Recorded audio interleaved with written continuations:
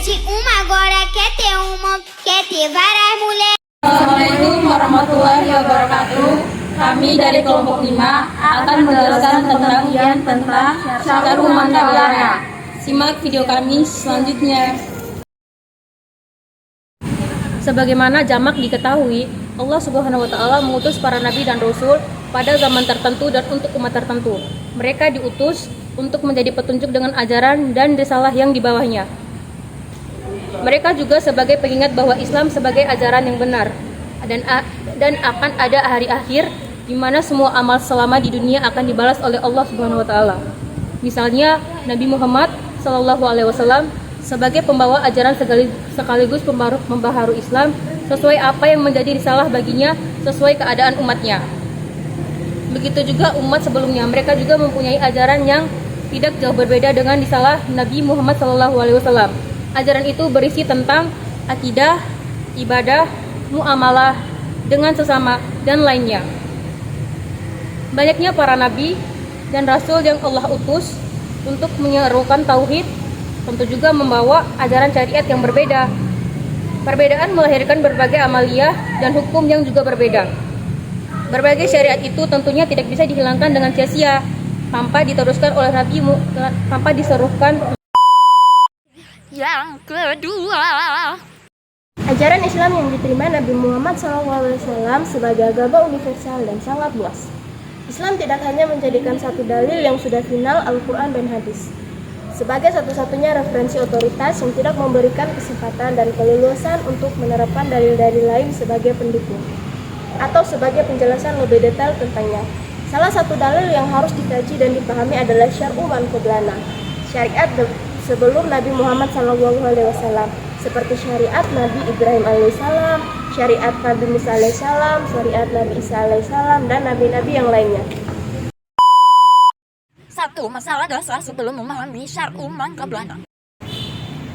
Syekh Muhammad bin Ali bin Muhammad Asy-Syaukani wafat 1250 Hijriah menjelaskan ada dua masalah pokok yang perlu dipahami sebelum membahas Syahrul Man Qablani lebih dalam, yaitu satu, apakah Rasulullah SAW diperintah untuk menjalankan syariat, dan dua, apakah Rasulullah SAW diperintah menjalankan syariat sebelum masa kenabiannya. Perihal dua masalah di atas, mengenai masalah pertama, ulama sepakat bahwa di samping Rasulullah SAW sebagai pembawa syariat musyara'i, ia juga dituntut untuk menjalankan semua syariat yang dibawanya. Namun, ulama berbeda pendapat perihal masalah yang kedua. Menurut sebagian pendapat, Rasulullah SAW dituntut untuk menjalankan syariat sebelum masa kenabiannya, dan syariat yang dijadikan pedoman adalah syariat Nabi Adam alaihissalam sebagai syariat pertamanya yang ada di muka bumi.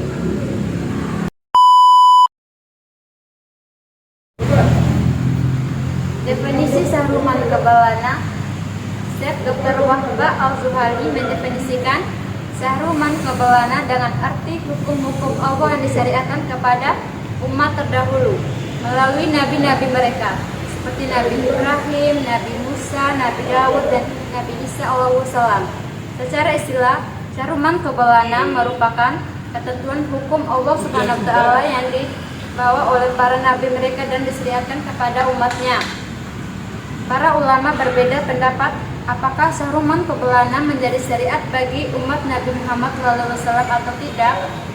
Menurut Syekh Wahba Az-Zuhali, Syahrul Man Qablana atau syariat para nabi sebelum Nabi Muhammad SAW terklasifikasi menjadi dua bagian. Bagian pertama, Syahrul Man Qablana yang tidak disebut dalam Al-Quran dan hadis. Pada bagian pertama ini, ulama sepakat bahwa syariat para nabi sebelum Nabi Muhammad SAW tidaklah menjadi syariat baginya dan umatnya. Contohnya, setiap pekerjaan dan ritual yang dilakukan oleh orang-orang ahli kitab namun tidak diketahui dari mana sumber pekerjaan mereka, dan syariat Nabi Muhammad SAW tidak mengajukannya.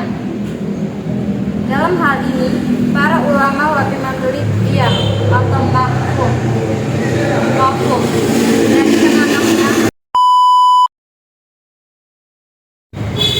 Ada yang mengatakan bahwa Rasulullah dituntut untuk menjalankan syariat Nabi Ibrahim alaihissalam.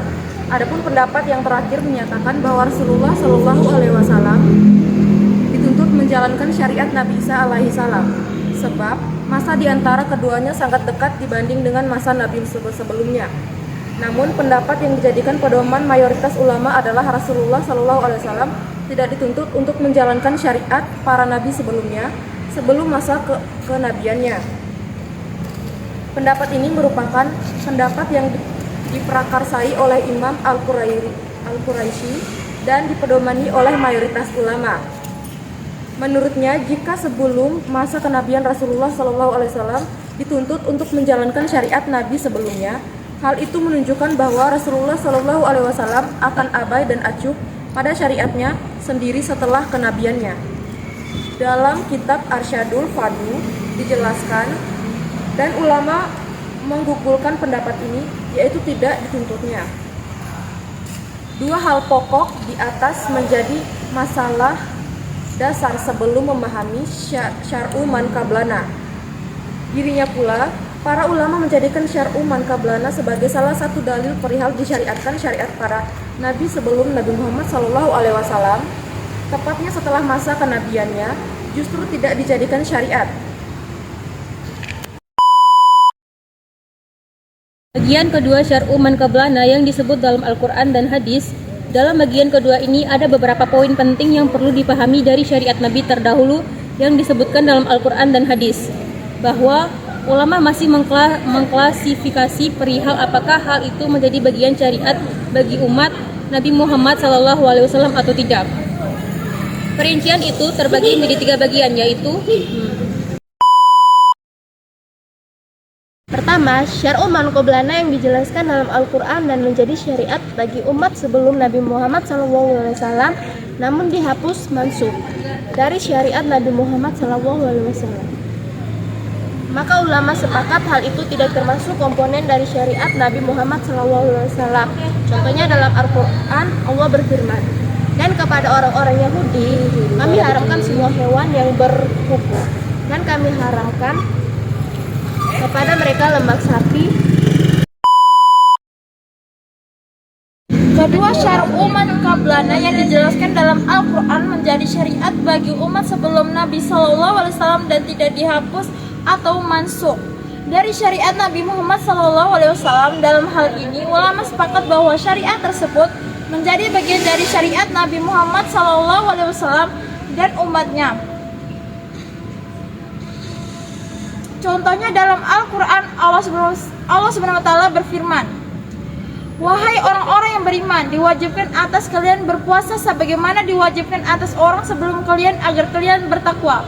Quran Surah Al-Baqarah ayat 183.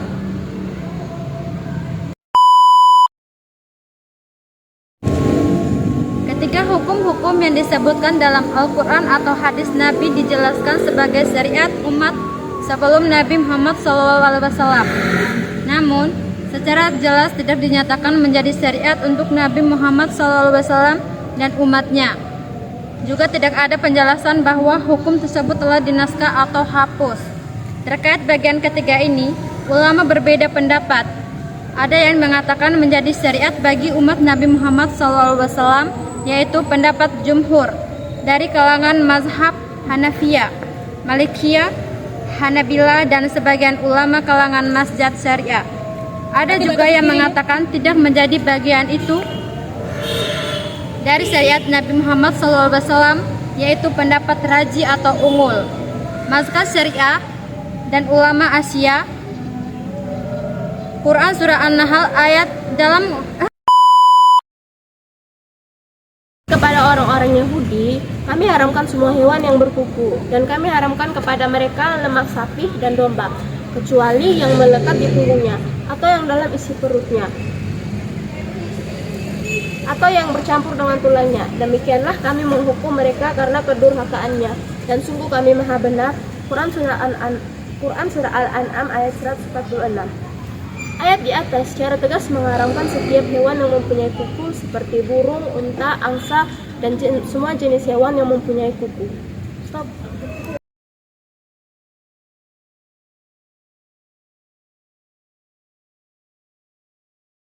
Sekian dari kami.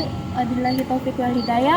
Wassalamualaikum warahmatullahi wabarakatuh.